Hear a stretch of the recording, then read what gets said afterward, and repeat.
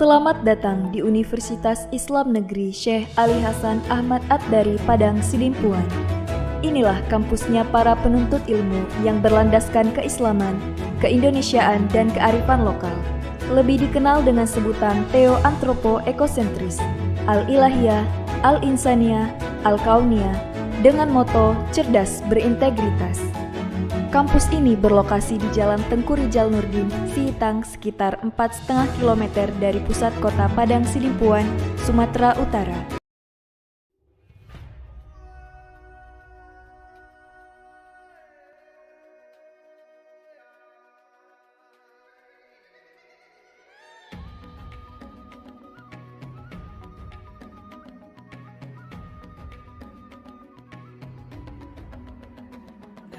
Assalamualaikum warahmatullahi wabarakatuh.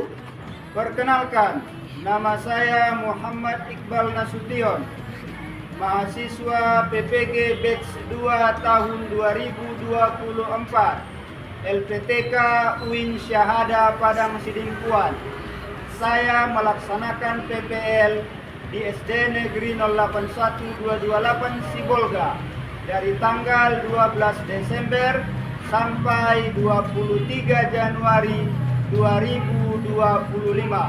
UIN Syahada, cerdas dan berintegritas. Assalamualaikum warahmatullahi wabarakatuh.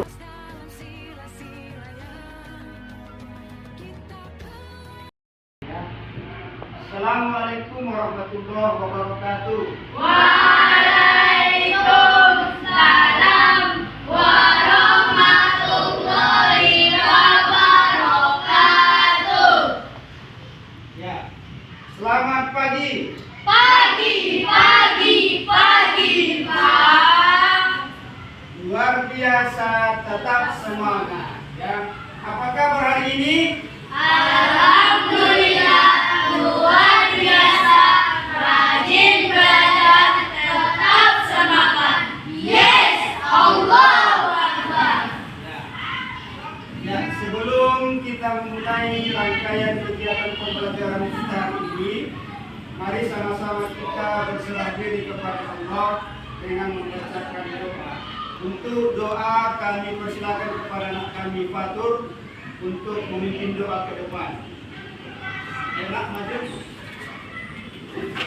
Ya, nanti doanya kita baca secara bersama-sama ya. Nah, begitu kita doa. Sebelum kita belajar, sebaiknya kita membaca doa. Doa dimulai.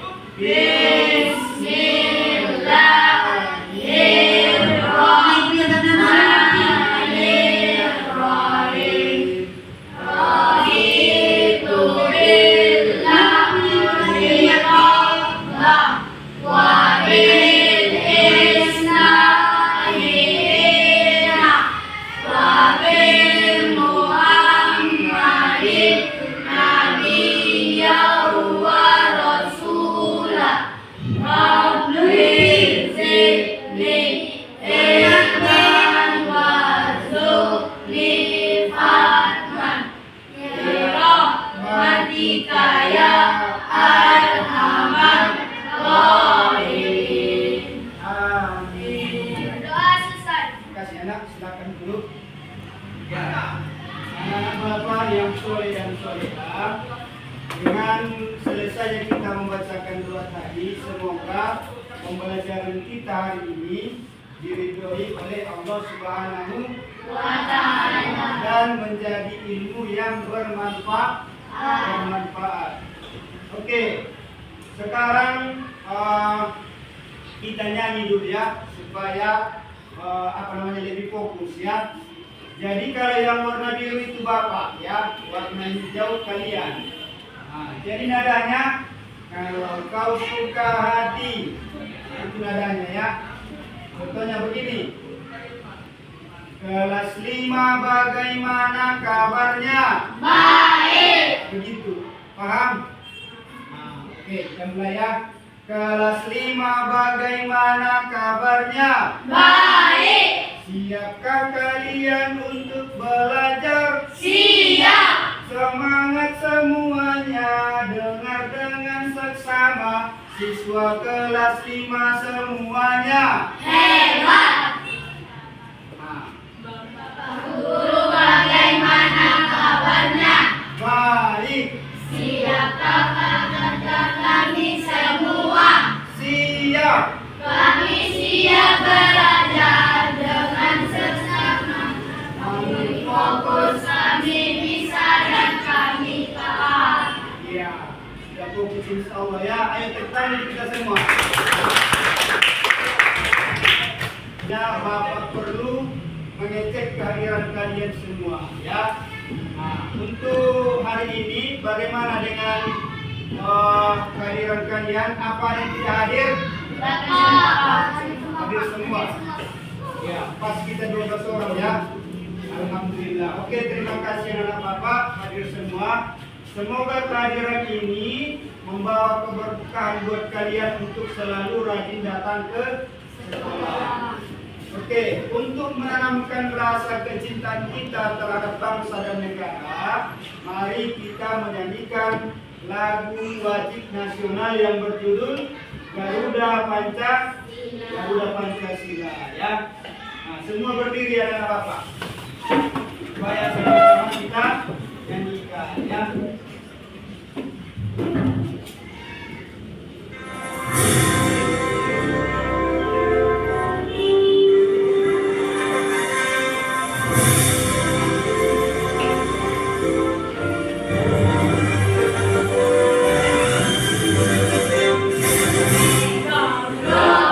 Pancasila, akulah pendukungmu. Patriot proklamasi, sedia berkorban untukmu.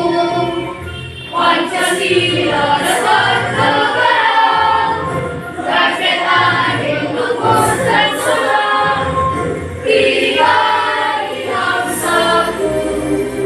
Ayo maju, maju, ayo maju, maju, ayo maju, maju.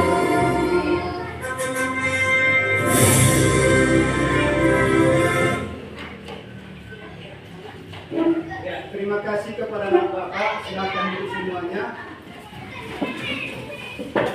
Anak Bapak yang Bapak sayangi, pada hari ini tema dari pembelajaran kita yaitu tentang gaya hidup berkelanjutan dengan materinya yaitu pemanfaatan limbah plastik menjadi sebuah karya di kelas 5 fase C.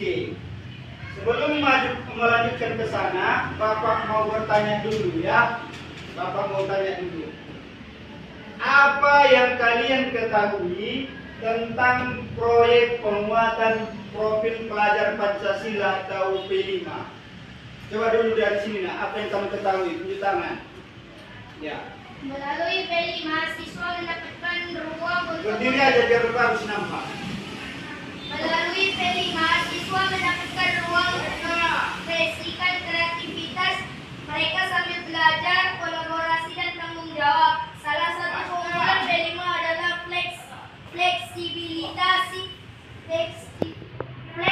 fleksibilitasnya, di mana sekolah dapat menyesuaikan proyek sesuai dengan kebutuhan dan potensi lokal.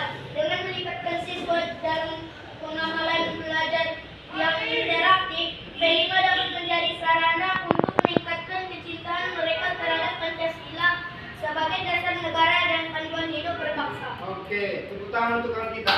Ya. Ya, selanjutnya Bapak persilakan dari sini. Coba nah, apa pendapatmu tentang proyek penguatan profil pelajar Pancasila?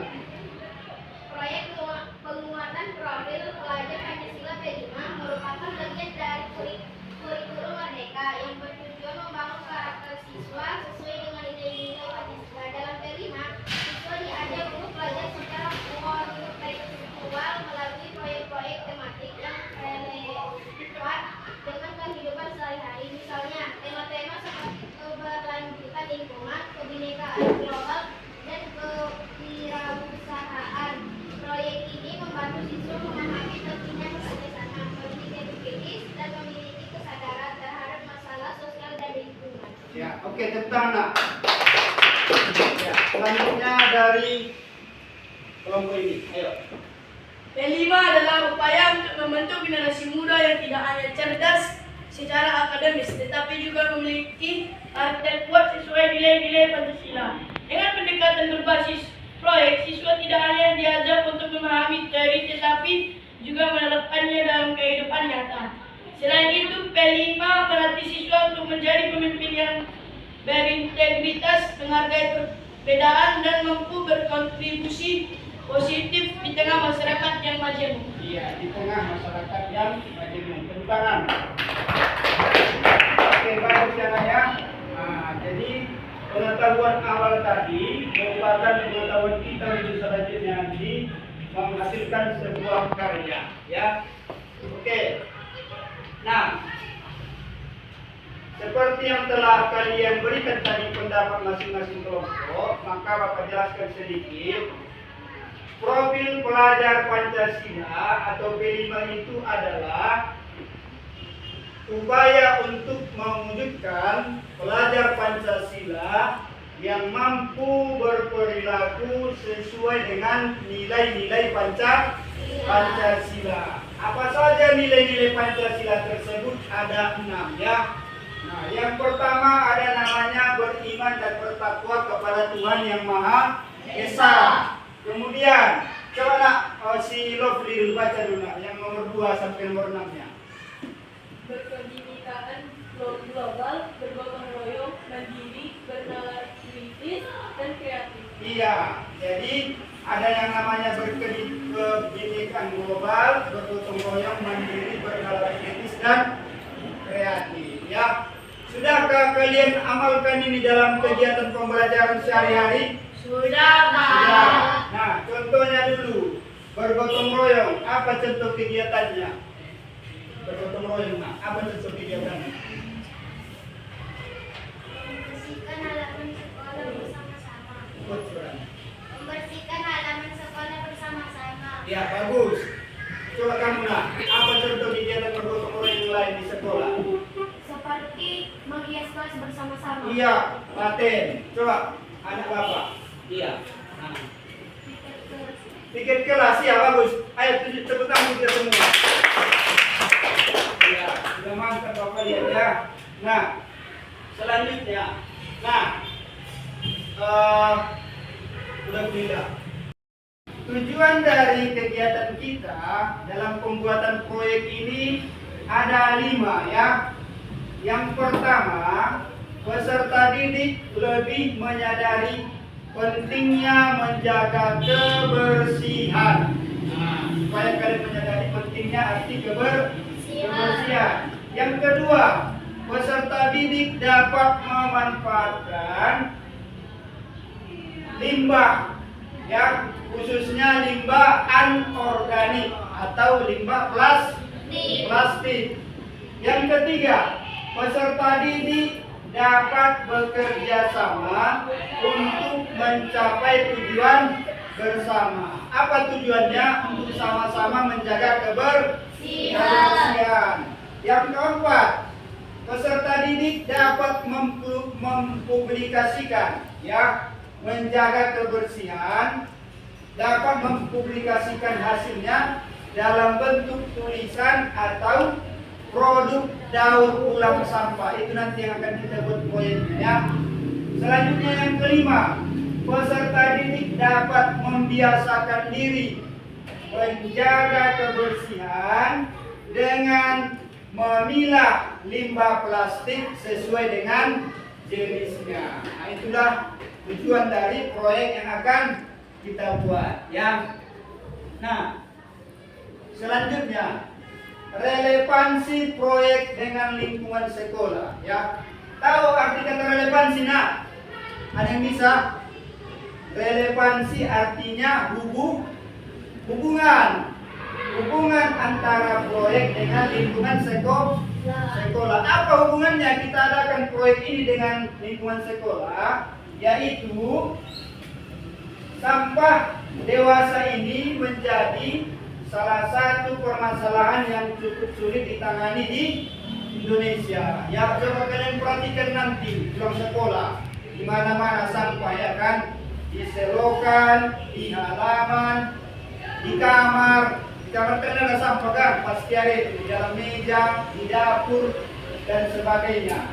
Kemudian sampah tersebut menjadi permasalahan lingkungan, ya.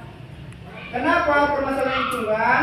Karena kuantitas maupun tingkat dari bahaya yang disebabkan oleh sampah, ya.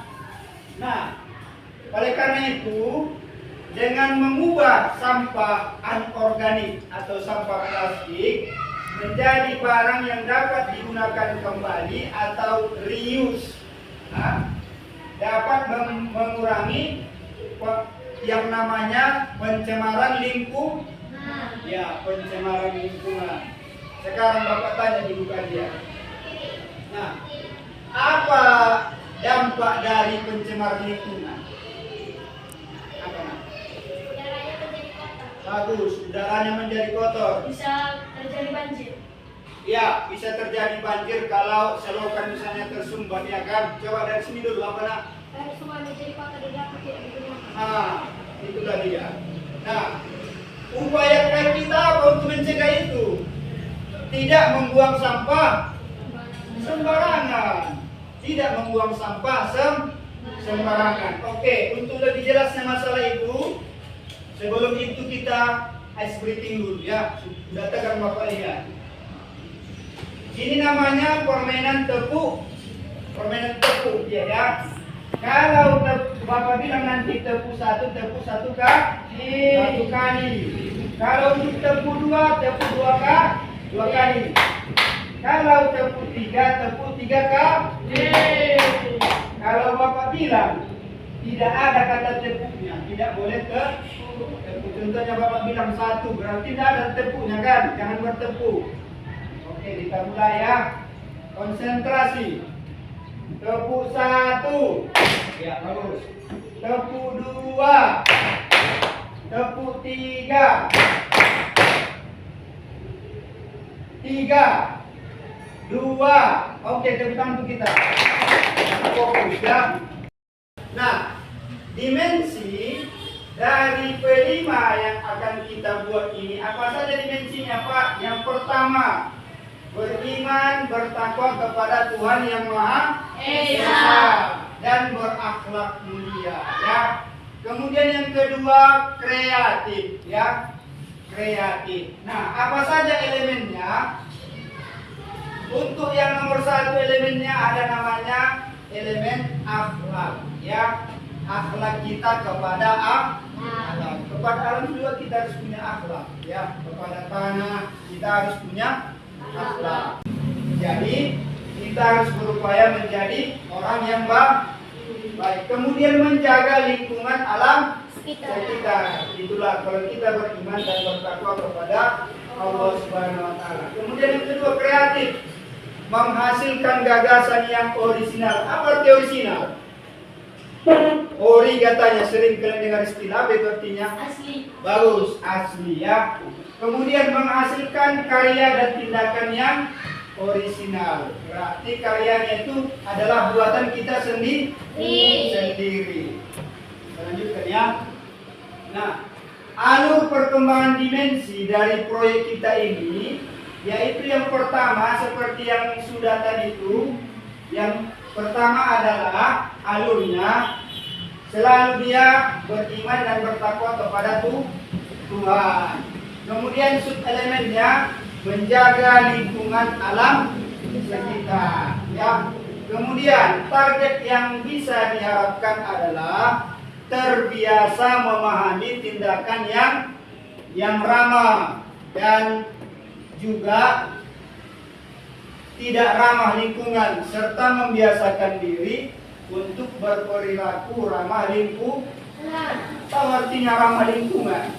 Bukan berarti senyum-senyum kita kepada apa itu kan? Apa maksudnya ramah lingkungan? Pembersih ya, juga ada yang lain ramah lingkungan. Nah, ya pembersih masker ya, apa lagi nak? Kalau ramah lingkungan, menjaga lingkungan. Ya, menjaga kebersihan. Menyiram bunga itu ramah lingkungan itu. Tidak membuang sampah. Tidak semua membuang sampah sembarangan, membuang sampah pada tempatnya, menggolongkan sampah, mana sampah organik, mana sampah anorganik, itu termasuk ramah lingkungan.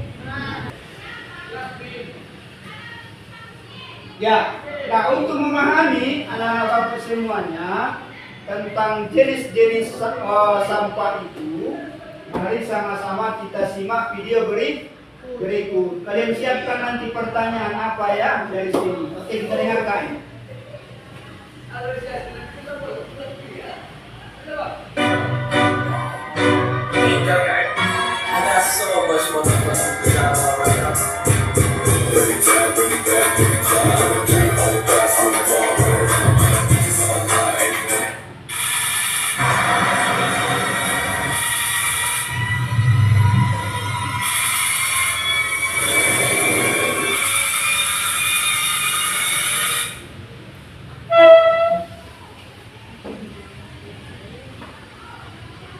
Ya, disimak ya. Nanti kalau ada yang mau ditanyakan dengan berkaitan dengan Pengertian sampah. Sampah dapat didefinisikan sebagai bagian dari sesuatu yang tidak dipakai, tidak disenangi, atau sesuatu yang harus dibuang. Umumnya, sampah berasal dari kegiatan yang dilakukan manusia, seperti kegiatan rumah tangga, perdagangan, industri, pertanian, dan berbagai kegiatan lainnya.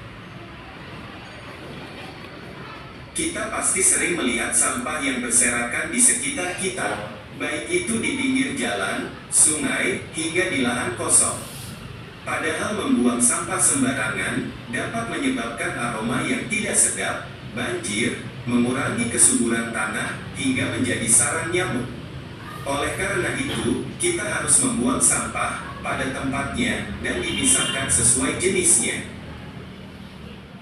Berikut jenis-jenis sampah. Berdasarkan sifatnya sampah dibedakan atas sampah organik dan sampah anorganik. Sampah organik.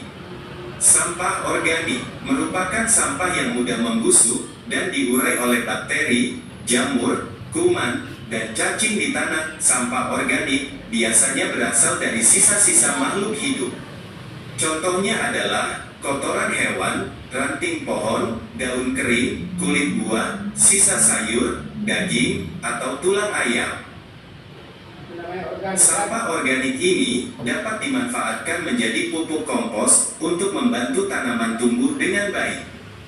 Sampah anorganik. Sampah anorganik merupakan sampah yang tidak dapat diurai atau tidak dapat membusuk dan akan terus ada di tanah walaupun telah tertimbun tanah selama bertahun-tahun. Contohnya adalah botol plastik, kantong plastik kemasan, kaleng botol, kaca, styrofoam, sikat gigi bekas, dan karet ban. Sampah anorganik ini dapat dimanfaatkan menjadi bahan daur ulang seperti tas, pot, lampu gantung, atau celengan. Berdasarkan wujudnya, sampah dibedakan atas sampah padat, cair, dan gas. Sampah padat. Contoh sampah padat seperti plastik, kertas, karet, dan lain-lain. Sampah cair. Contoh sampah cair antara lain air sabun, air bekas cucian, limbah air dari pabrik, dan limbah toilet. Sampah gas. Sampah gas dapat dikatakan sebagai emisi dan biasanya dikaitkan dengan polusi. Berdasarkan asalnya, sampah dapat dibedakan atas sampah alam, sampah manusia, sampah nuklir, sampah industri, sampah pertambangan, dan lain-lain. 1. Sampah alam. Sampah alam adalah sampah yang berasal dari alam atau terbentuk secara alami. Contohnya adalah dedaunan kering, ranting, kulit kayu, dan buah-buahan yang membusuk. Umumnya, sampah alam tidak menimbulkan masalah karena mudah diuraikan secara alami. 2. Sampah manusia. Sampah manusia adalah Sampah yang dihasilkan oleh manusia. Sampah ini merupakan sisa dari proses metabolisme yang terjadi dalam tubuh manusia. Contohnya adalah urin dan feses atau tinja. Sampah manusia dapat berbahaya bagi kesehatan jika tidak ditangani dengan baik. Hal ini karena sampah manusia dapat menjadi pembawa bibit penyakit yang disebabkan virus dan bakteri. 3. Sampah konsumsi. Sampah konsumsi adalah sampah yang dihasilkan oleh manusia karena mengkonsumsi atau menggunakan. Secara umum, sampah konsumsi dapat dikatakan sebagai sampah-sampah yang dibuang ke tempat sampah. 4. Sampah nuklir atau radioaktif. Sampah nuklir adalah sampah yang dihasilkan dari reaksi fusi dan fisi nuklir. Reaksi tersebut menghasilkan uranium dan thorium yang merupakan bahan berbahaya bagi lingkungan dan manusia. Sampah nuklir dapat menimbulkan radiasi dan mencemari lingkungan. Oleh karena itu, jenis sampah ini harus ditangani secara khusus. 5. Sampah industri. Sampah industri adalah sampah yang dihasilkan oleh kegiatan industri. Contoh sampah ini beragam, tergantung pada jenis industri yang menghasilkannya. Hampir semua produk industri akan menjadi sampah pada suatu waktu ketika sudah tidak dapat digunakan lagi. 6. Sampah pertambangan. Sampah pertambangan adalah sampah yang dihasilkan dari kegiatan pertambangan maupun sisa dari produk pertambangan.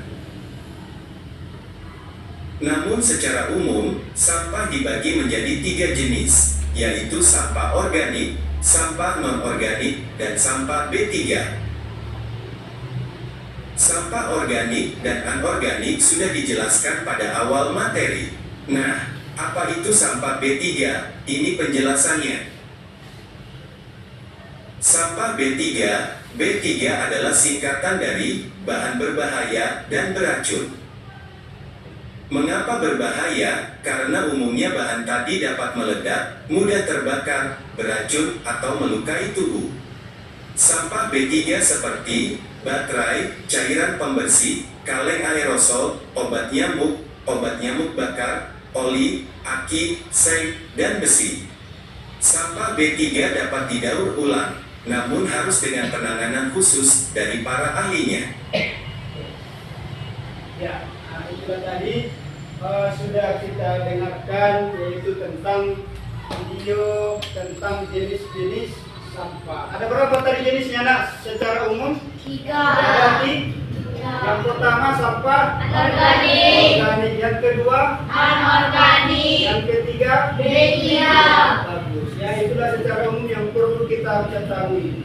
Kalau dia sampah organik adalah sampah yang berasal dari sisa-sisa makanan, ya, seperti sayur, buah-buahan, dan lain-lain. Kemudian kalau anorganik, sisa-sisa yang berasal dari plastik, ya, atau sampah yang susah untuk diurai. Nah, itulah dia anorganik. Kalau sampah B3 apa tadi dia? Ya, bahan beracun dan berbahaya. Ini umumnya sampah-sampah yang berasal dari industri atau pabrik. Oke. Nah, ini tadi udah ya, sampah organik, anorganik, dan B3. Nah, oke. Sebelum kita mulai pada proyek kita, yaitu membuat sesuatu barang yang berguna dari sampah anorganik, yaitu kita akan membuat nanti dari situ, yaitu tempat pulpen atau bisa juga celengan, ya kan?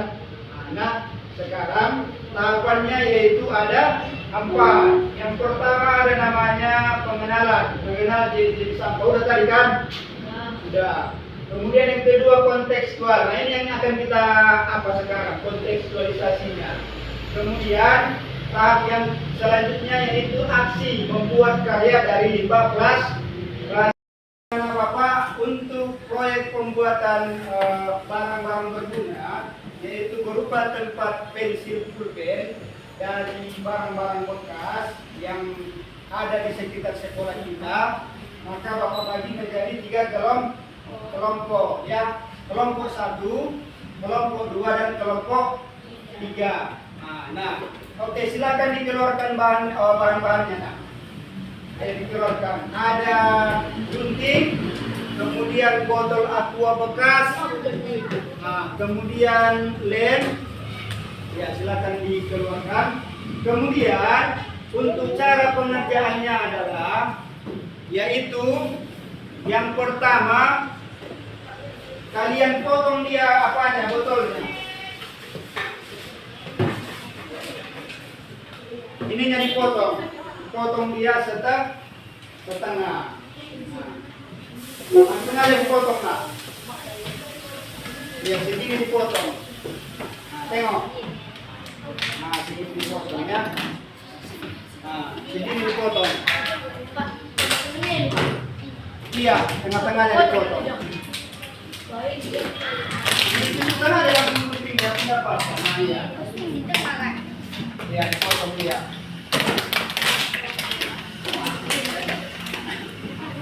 Iya, ini.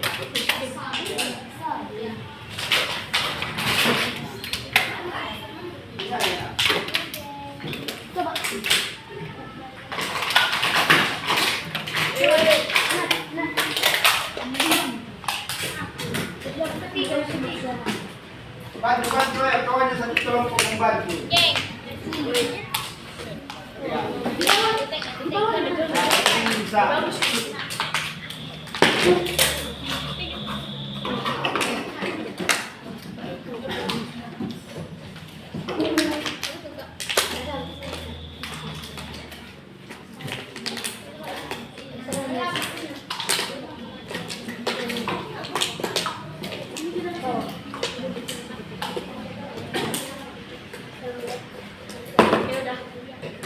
Ya. Setelah dipotong, kemudian dibalut dia dengan kertas bekas, ya. Dibalut kemudian nanti dilem. Dilem. Ya. Dilem dulu dia, lem. Baru nanti digunting dia kertasnya. Ya.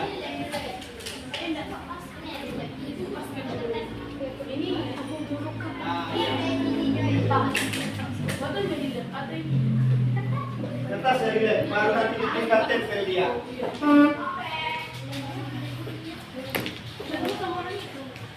Iya, lemnya kan gantian jadi.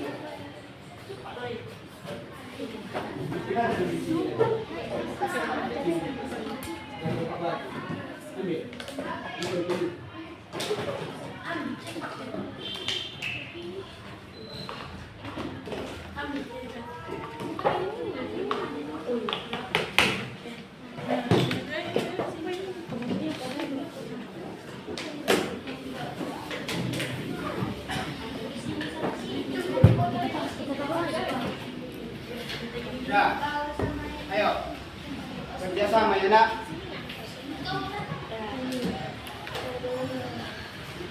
Ini aku dulu yang mau berminta. Ya. Ambil dulu dari Masukkan sini. Iya nanti.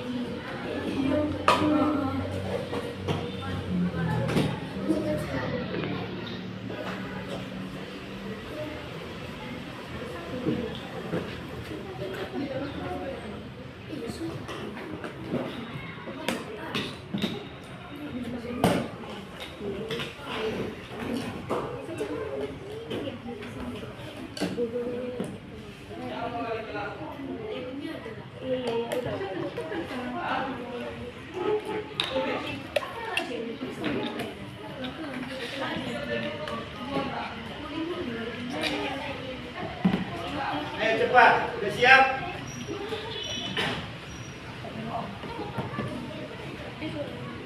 Nah, nanti setelah siap, masing-masing kelompok akan mempresentasikan hasilnya ke depan ya.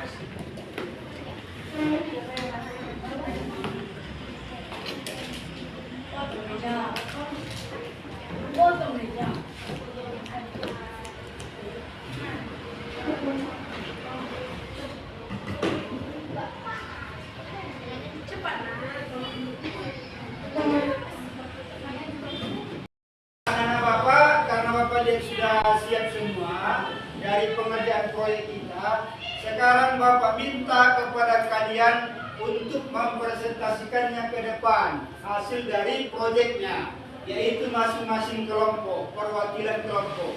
Bapak mulai dari kelompok 1, majulah ke depan. Ya. Berdua pun boleh. Ayo didampingi nak. Ya. Sini, biar lebih jelas. Assalamualaikum warahmatullahi wabarakatuh. Waalaikumsalam warahmatullahi wabarakatuh. Inilah hasil kerja keras kami membuat tempat pensil dan pulpen dari botol aqua bekas, kertas origami bekas, dan lem. Dan ini dapat dimanfaatkan agar menjadi tempat pensil dan pulpen. Ya, terima kasih ya. Oke, kita Assalamualaikum warahmatullahi wabarakatuh. Waalaikumsalam warahmatullahi wabarakatuh. silakan dulu nak. Selanjutnya kelompok 2. Ayo, kelompok 2. Ya nak, silakan. Itu aja nak, biar jelas. Assalamualaikum warahmatullahi wabarakatuh. Waalaikumsalam. Waalaikumsalam warahmatullahi wabarakatuh. Kami akan mempresentasikan cara pembuatan kotak pensil dan botol bekas. Pertama-tama botol bekasnya digunting sesuai kemauan kita. Lalu ambil origami dan gunting. Lalu beri lem dan tempelkan ke botol. Untuk mempercantiknya, hiasi sesuai keinginan kalian sendiri dan tambahkan kardus sebagai dasarnya. Assalamualaikum warahmatullahi wabarakatuh. Waalaikumsalam. Iya, Salam. kelompok 2. Silakan duduk. Selanjutnya dari kelompok 3. Ayo. Berdua dah, berdua ya.